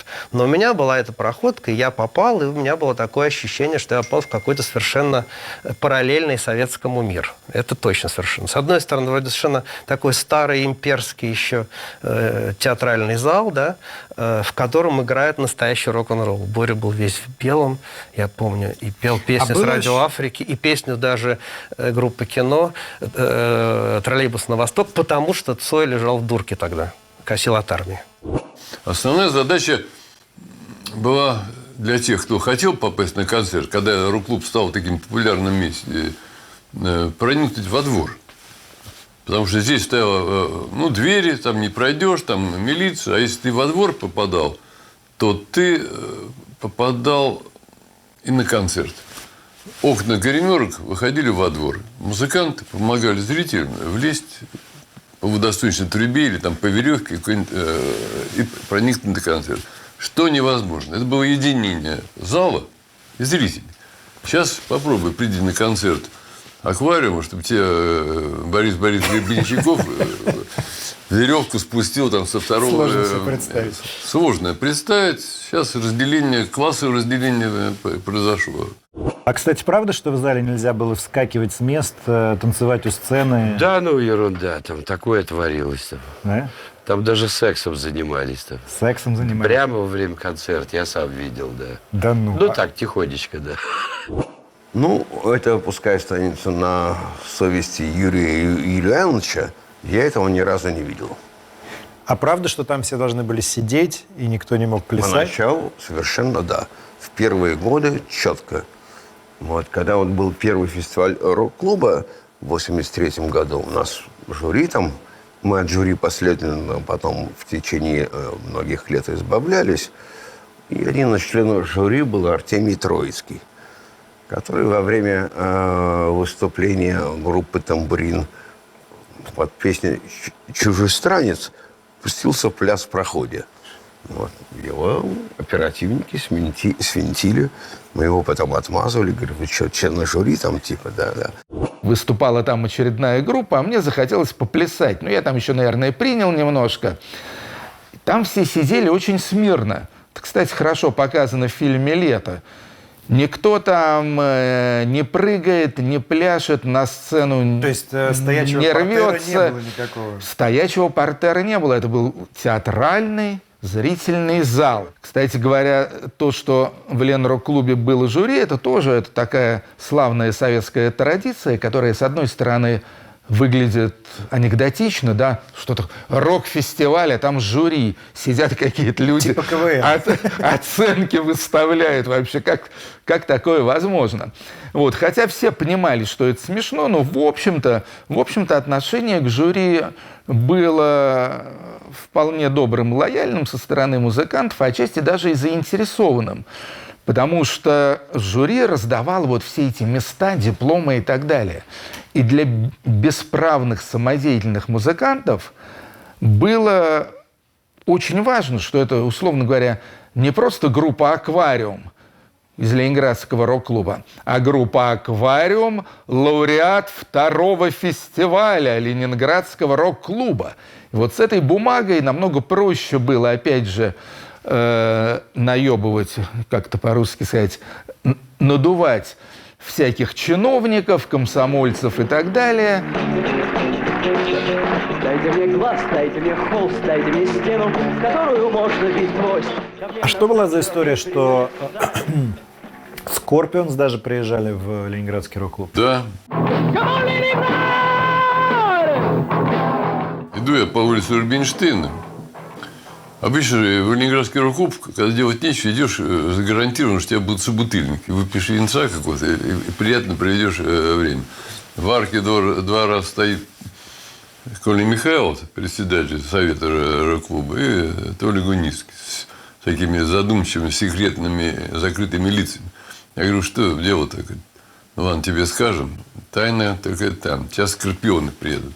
Я уже был тогда уже человек взрослый. Я так сильно не фанател. Ну, Скорпионы. Ну, таких реальных западных звезд здесь не было. Через некоторое время подъезжает машина. Таких мы тогда не видели. Какой-то там 20-метровый лимузин. А это такой 88-й какой-нибудь год? Да, 88-й. Въезжает во двор, заплеванный наш дворик. Оттуда выходит такой крупный африканец, ну, черный. Он подумал, что я охранник. Я тогда был пошире в плечах. Я сказал, так, стой, охраняй машину. Я говорю, что такое? Далее вышел из машины невысокий Клаус-Майн в кепочке с 2 нашими какими-то ляльками в обнимку, так сказать. Ну, положено звезде. Появились еще музыканты. Ну, они сами просто не снимали бесплатный клип. Массовку такой бесплатную. Встреча с местными музыкантами.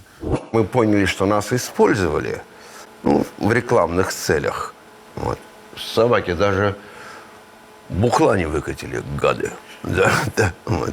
Не сложилось у Скорпионс с рок-клубом? Нет, у них это сложилось. Это в фильме вышло у них там, да, все. Они там с бандерлогами играют на их дровах в каком-то подземелье, понимаешь, там с красными флагами и с Лениным. А что была за история, когда Пугачева оказалась в зале? Да вот я помню смутно, что как-то мы так все офигели. Раз Алла Борисовна в косухе, по-моему. По-моему, ее Троицкий Артемий, он же с ней типа дружит, притащила. Я помню Майка, который немножко подвыпивший, пытался ее поцеловать, руки и ее обнять. И она как-то так очень так немножко в ужасе от него отшатывалась, что смешило окружающих, да. Но это был прикол. Она в какой-то момент вдруг решила с нами задружиться. Я уж не знаю, что я там повернула. Но, может быть, какой-то кризис среднего возраста. Хотя она была в пике популярности. Это 85-й, 86-й год. Там вообще там, да. Она приезжала в рок-клуб. У нас была такая комнатушка. Вот половину вот этой, да. Примерно там, да.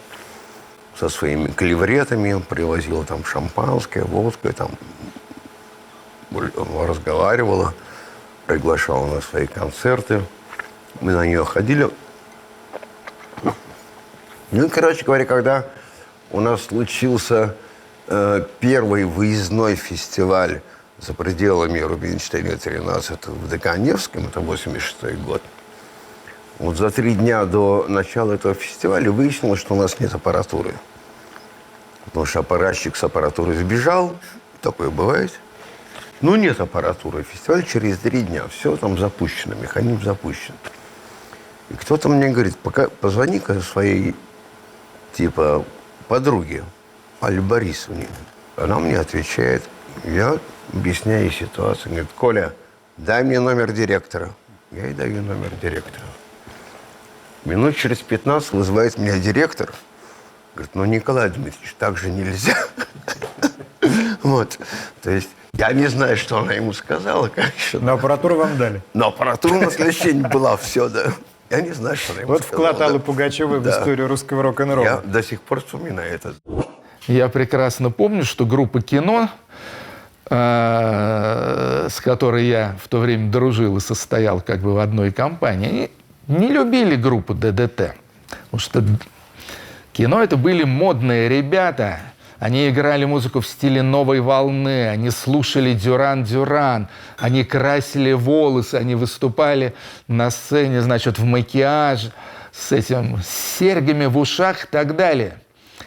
А в группе ДДТ там были такие простые антимажорные ребята, которые киношники считали вообще-то какие-то крестьяне, какие-то люди от Сахи. Соответственно, ДДТ считали группу кино какими-то мажорами, а может быть, даже пидорасами, если там они глаза красят. В общем, там дело до драк даже доходило, да, на идеологической почве. Не знаю, мне кажется, это мифология какая-то, да. Кино были модники, они играли New Wave, такую модную музыку, там Cure, там это, то.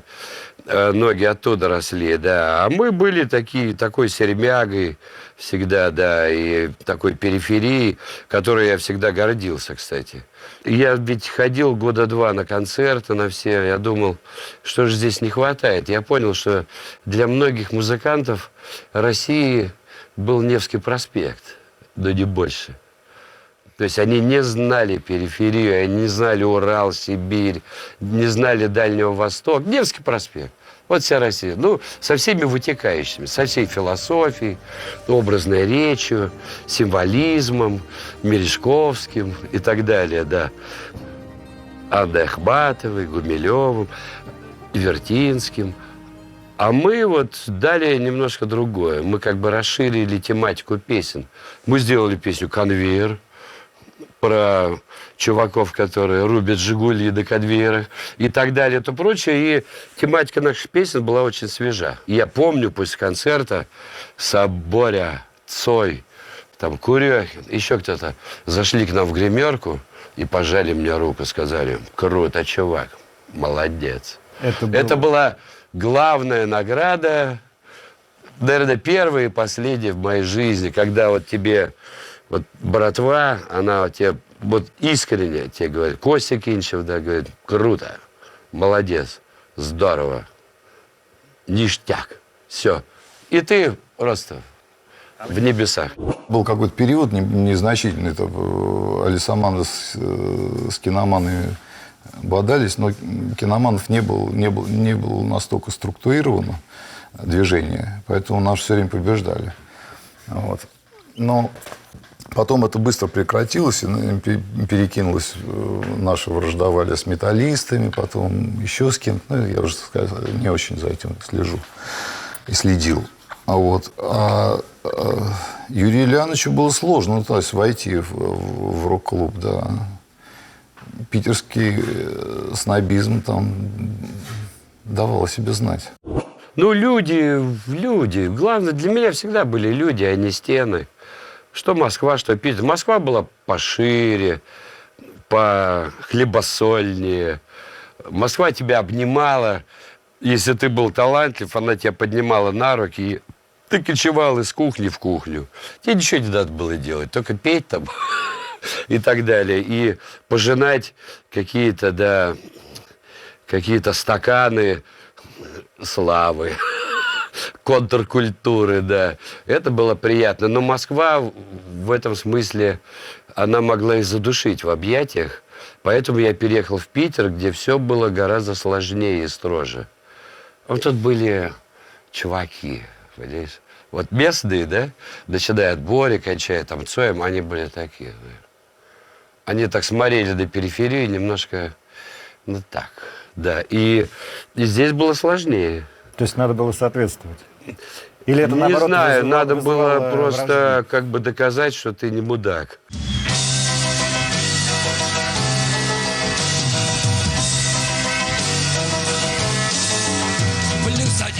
+2, почернела зима.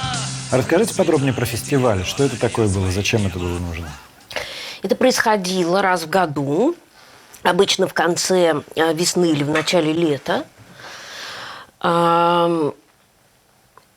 И группа должна была представить новую программу. То есть это не фестиваль в привычном таком сегодняшнем понимании слово, не нашествие, да, такое, а группа должна была представить абсолютно новую программу. В 1988 году фестиваль был в Манеже, рядом с цирком, в самом центре города. Это уже был огромный зал на несколько тысяч человек. И с этим фестивалем еще были связаны какие-то скандалы и манифестации, связанные, по-моему, опять же, с какими-то цензурными интригами. Это уже, в общем, почти свобода. Это попытка провести фестиваль в центре города на зимнем стадионе, и вдруг власть в последний момент решила его прикрыть. Но власть уже была не та. Толпа, организованная Михаилом Барзыкиным из группы «Телевизор», а он и продолжает и сейчас быть таким революционером, пошла на Смольный. Как мы шутили о том, что в 17-м двигались от Смольного к Зимнему, а вот в этом году двинулись от Зимнего к Смольному. От другого Зимнего, правда. Да, но неважно. Вот. И там какие-то люди свешивались там, курсанты там по дороге, там курсантское училище, говорят: народ, куда идем-то вообще? Мы говорим: за правду. Он говорит: мы сейчас тоже подойдем, сейчас переоденемся, подойдем. И там эта колонна все увеличивалась. И около тогдашнего кинотеатра «Ленинград» нас остановили там. Не было вот этих космонавтов, ничего такого не было. Тогда еще это как бы еще было не принято. И Миша Барзыкин, почему я могу четко похвалить, он сказал: всем садиться. И все сели. Вот. Там с плакатами, там, с самодеятельными плакатами. Там, да. Все сели и сидят. И мы вышли на переговоры. Вот. Миша вел себя чрезвычайно прилично, деликатно. Наталья дипломат из дипломатов. Ну, я уже оттертый по этим переговорам. А что вы говорили? Вы говорили, что люди не уйдут? Дайте нам фестиваль? Это Миша говорил, а вы? Барзыкин. А я говорил: давайте решим этот вопрос как-то. Ну, не то чтобы полюбовно, но в конечном случае придем к какому-то согласию. Интересно, что фактически это же выглядело абсолютно как политическая акция, но при этом... Причем, какая политическая акция? Мы не выступали против государства. Мы не боролись против советской власти. Мы боролись за свой фестиваль. Мы хотели, чтобы фестиваль прошел. И вы его отстояли. И мы ему в итоге отстояли, да. А что была за история с восстанием в рок-клубе? Ну, это я называю восстанием. Для меня это было первое проявление коллективное чего-то гражданского в русском обществе. Это было 12 октября, если память не изменяет, 1986 года. Было открытие сезона в рок-клубе. И накануне меня попросили записать выступление группы «Игры». Потому что к тому времени я уже был известен как автор пластинки «Аквариума 10 стрел», сам издатской, последний сам издатской. А что значит пластинки. записать? В Советском Союзе не было хороших магнитофонов, чтобы записать. И группа не всем позволяла, соответственно, это делать. Но мне Боря сказал: давай ты запишешь, у тебя хороший звук получается на твоей деке, а потом сделаем концертный альбом. И мы вот всю осень 1985 года я ходил на все концерты, и все их концерты записывал. А потом составил альбом. И пришел с декой. И сел в первом ряду. И сижу я со своей декой. Группа выходит на сцену, одна за другой. Я жду, когда же подключиться, чтобы записывать группу «Игры». Но через несколько минут я чувствую такие твердые локти справа и слева двух комсомольцев. Уже по лицам все видно. Вот ты понимаешь, что с ними уже, видимо, придется идти. Я встал и пошел. Меня отвели в какой-то администраторский, где никого не было. Сказали: открывай дипломат. Я открыл. Говорит: что это такое? Я говорю: это кассетный магнитофон. Он говорит: нет, вы собираетесь записывать. Вы собирались записывать концерт на видео. Чтобы передать его на Запад? Да. Хорошо. Ну, говорит, на Литейном разберутся. А пока идите, сидите, в конце вот паспорт оставьте, значит, я ушел в зал. Сижу, одно выступление, нервы дико, значит. Выхожу в буфет, там Боря сидит. Я говорю: Боря, что делать? Меня свинтили. Говорит: ну, когда, говорит, тебя отвезут, значит, никого не сдавай, ты никого не знаешь, сил тебе и молись. Ну, я сижу, молюсь. Молюсь час-два, там группы сменяют друг друга. Наконец выходит Боря на сцену, чтобы закрывать этот прекрасный вечер. И вместо того, чтобы начать играть, друг говорит: вы знаете, мы собирались сегодня завершать церемонию открытия нового сезона Евроклуба, но мы этого делать не будем, потому что сегодня многих наших друзей были задержаны. И мы остановили концерт, сказали, что пока не выпустят наших, то никакого концерта не будет. А в зале при этом еще была группа UB40, как потом выяснилось. То есть еще и иностранный глаз. И вдруг что-то случилось. Эта волна прошла по залу, шум сначала, а потом шум, переходящий в гам, а потом люди стали вскакивать с криком типа «Долой! Вон! КГБ! Вон! КГБ! Вон!». И я не преувеличиваю, треть зала убежала. То есть КГБ, треть зала было КГБ? Ну, я не знаю, КГБ это было или не КГБ, или это был оператор. Это были люди, которые испугались того, что происходит. А дальше был первый совершенно свободный концерт в моей жизни, когда все, кто хотел, вывалил на сцену. И когда все-таки наших отпустили, и все, кто были за кулисами, вывели на сцену, все музыканты, которые были, и мы заиграли «Вавилон», вот это чувство, что мы их победили, что все-таки жизнь восторжествовала, это чувство, которое стоит очень дорогого. Когда я вернулся после концерта, уже совершенно восхищенный тем, что происходит, у меня дека валялась просто на полу, паспорт лежал в луже, и никого не было. То есть КГБ сбежал реально? Да. И я понял, что вот это... Я наконец-то поверил Горбачеву. Рок-клуб стоило бы затевать комитетчикам хотя бы ради вот этого момента. Потому что когда то, что было придумано как средство контроля, обернулось неконтролируемым феноменом, который уничтожил тех, кто хотел контролировать. И потом нечто подобное повторилось в масштабах всего Советского Союза. Так не в этом дело. Если это произошло где-то, то искра, она проходит одновременно везде. Просто раньше или позже будут последствия. Так вот, Ленинградский рок-клуб возник именно там, не потому что, скажем, в Ленинграде было больше рок-групп, чем в Москве, и не потому, что в Ленинграде было более хитрое и передовое КГБ, чем в Москве. В первую очередь, я думаю, случилось это именно в колыбели революции в городе на Неве, потому что он был по-другому устроен, чем Москва. Питерцы всегда любили про Москву говорить, что Москва – это большая деревня. Типа у нас вот Петербург – это город, Москва – большая деревня. На самом деле все было наоборот. Большая деревня – это был город Ленинград. Причем я говорю «большая деревня» в самом лучшем и добром смысле этого слова. Все друг друга знают? Да, Ленинград был большой деревней, потому что там все друг друга знали, потому что там все ходили в одни и те же места. Скажем, в Ленинграде было такое знаменитое легендарное место – кафе «Сайгон». Кафе «Сайгон» – легендарное ленинградское место. Сайгон, конечно, неофициальное название. Неизвестно, почему его назвали как столицу Южного Вьетнама времен войны Америки с Вьетнамом. Но можно предположить, потому что была такая же прокуренная и шумная атмосфера.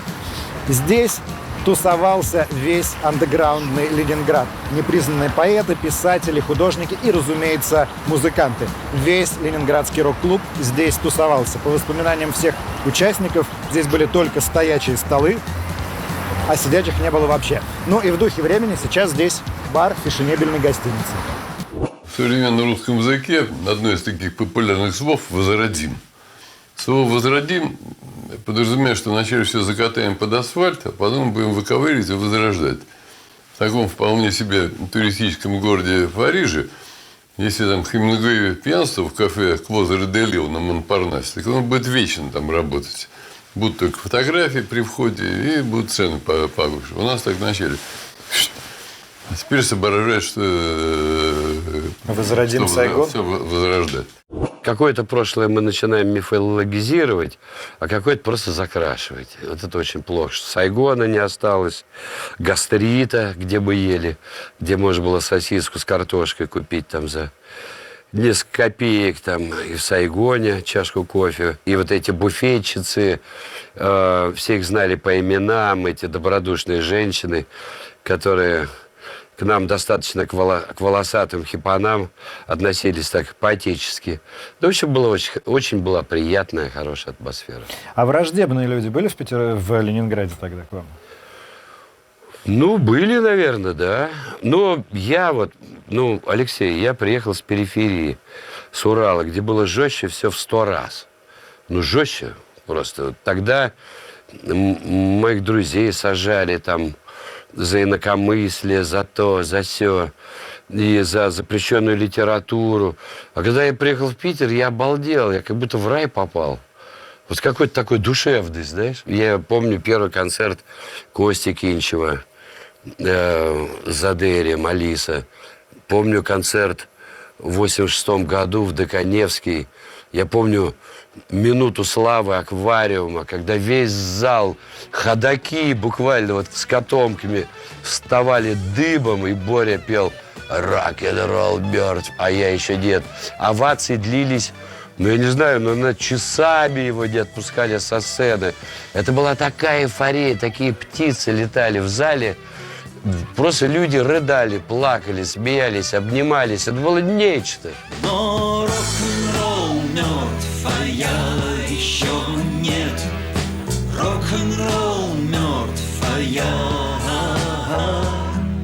А Ленинградский рок-клуб закончился, потому что рухнул железный занавес, и вся жизнь вокруг изменилась? Он стал больше не нужен? Когда стало возможно играть, и выяснилось, что группа кино, вместо того, чтобы играть в маленьком зальчике без аппаратуры, может играть 8 стадионов подряд, крупнейших, и собирать их. После этого в рок-клубе уже играть, делать было нечего. Однажды мы сидели большой компанией на Софьи Перовской, дома у Бори Гребенщикова, слушали музыку, выпивали, закусывали и так далее. И вдруг вваливается Витя Цой. И сразу два шока. Один шок, что на Цое была надета какая-то роскошная шуба. Я не понял, то ли лисья, то ли волчья. В общем, такая шикарная шуба, совершенно не очень уместная в хиповой квартире, коммуналке, кстати, где жил Боря Гребенщиков. А во-вторых, следом за Цоем заявляются два охранника. То есть два чувака в черных костюмах и там каких-то черных тоже плащах. И я просто помню, как бедный Витя, он не то чтобы он стал в голос извиняться, но он развел руками, там типа, извините, ребята, вот мне теперь так положено ходить с охраной. Просто выпустили из подвалов нас всех, да, и уже рок-клуб, который... Это произошло естественно совершенно, да, и можно было уже ездить с гастролями по стране. Тогда был единый путь, который нас объединял, потому что мы немножко защищались, мы были в обороне. Когда мы эту оборону прорвали, мы пошли каждой своей дорогой. И пути разошлись. Собственно, вот так. Это тоже закономерно. Мне кажется, что просто тут как-то сошлись звезды. Вот правда. Вот просто сошлись звезды, что в один момент, в одном месте сконцентрировалось такое количество безумно талантливых людей. И исторических обстоятельств, которые сделали возможным проявление этих талантов. Да. Казалось бы, вообще, вопреки всему, в 1981 году у нас был Григорий Васильевич Романов, руководитель, обкома партии, человек крайне консервативных взглядов, который, всячески давил театры, например, тот же БДТ у нас, да, и так далее. Как это, как получилось и как это удалось реализовать, не знаю, сошлись звезды. Просто в 80-е годы рок-клуб такой революционный период, когда накопилась вся энергия, и которая потом взорвалась как из парового котла. И эти осколки разбросались по 90-м, куда-то еще, кто на кладбище, кто не знаю, другие работы. Но, во всяком случае, взрыв был, да, действительно. Это просто накопленная энергия не в 80-х годах, а даже в 70-х годах. Просто в рок-клубе она материализовалась и вспыхнула. Ну, как вспышка новой такой, да. Я не помню 60-е в Америке, тот великий период рок-н-ролла. Я родилась в 1960-м. Но люди, которые жили тогда в Сан-Франциско, в Нью-Йорке, они рассказывали о том времени с сияющими глазами. Это было нечто особенное. И вот Ленинград 80-х оказался тем же самым. То, что я испытала там, было реальным. Это не была игра, секс, наркотики и рок-н-ролл. Это все было по-настоящему. Там был секс, были какие-то наркотики, и это не было имитацией. Эти люди на 100% жили своей истиной, и поэтому, именно поэтому, то время показалось таким знаковым.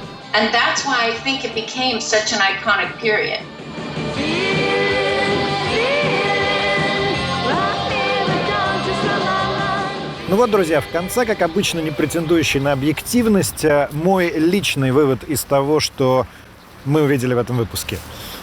Не хочу говорить высоких слов о том, что правда всегда победит, нет. Но искренность и честное отношение к своему делу, оно, как говорят по-английски, in the long run, на длинной дистанции, действительно побеждает. То есть, если вы делаете то, во что вы верите, делаете это честно, делаете это от всей души, даже наперекор системе и ситуации, то вы победите. Ну или к такому варианту тоже надо быть готовым. Ваше дело победит уже после вас. Вот в этом, как мне кажется, главный урок, который оставил нам ушедший в историю Ленинградский рок-клуб. Комменты, лайки туда. Это редакция. Скоро увидимся. Играние музыки и участие в музыке было единственным настоящим занятием в абсолютно картонном и ненастоящем мире. Тем, что мы играли, мы подтверждали, что мы люди, что мы живые. Потому что люди, которые играют в филармонии и получают свои там 7,50 за концерт, им никто не верит. Это ложь, и все знают, что это ложь, и они знают, что это ложь. А мы, то, что делали мы делали, потому что это было настоящее, и все знали, что мы делаем настоящее. Нравится, не нравится, неважно, но мы все равно, поэтому даже группы, которые ненавидели друг друга, скажем, в рок-клубе, их было много, они все равно терпели друг друга, потому что так или иначе мы делаем все равно настоящее. Другое дело, что мы можем не соглашаться в оценках того, что мы делаем. Но это было настоящее, и все это принимали. Те, что нас любят, смотрят нам вслед. Рок-н-ролл мертв, а я